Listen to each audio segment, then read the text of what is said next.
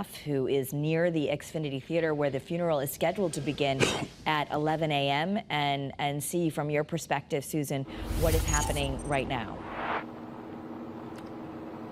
Kara, right now we are waiting for that procession to make its way into the Xfinity Theater. It is in Hartford, as you mentioned, and everyone is standing at the gate for that procession. That will be the hearse carrying Trooper Aaron Pelletier's body. We do know that members of his family will be behind that, and law enforcement. We have seen law enforcement from all over this country come to the Xfinity today to pay their final respects. And if you can take a look behind me, all of the lights that you see flashing in the distance there, these are all troopers and police officers who are doing this as a show of solidarity for the family.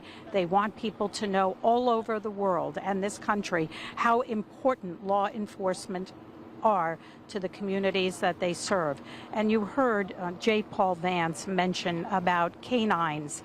We are seeing so many state troopers here today who have their canines. As you know, Trooper Aaron Pelletier had a trusted companion, Rosso.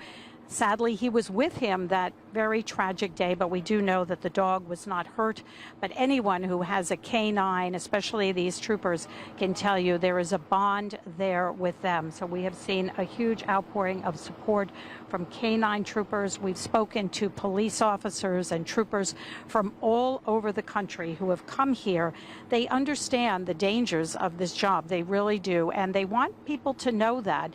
And they also feel that it's important, given the climate today, which we're seeing across the country, that people come out and show their support. Once the procession comes into the gate here at the Xfinity, it will go around past the cars with the lights, and then we'll pull in front of the Xfinity Theater. That is where the hearse will be carried into the Xfinity Theater. We are expecting the service to be about 2 hours. We do know that it is full in there. Family members have already been arriving. And as you mentioned, you know, the Southington community, he was one of their own. He grew up there and was raised there.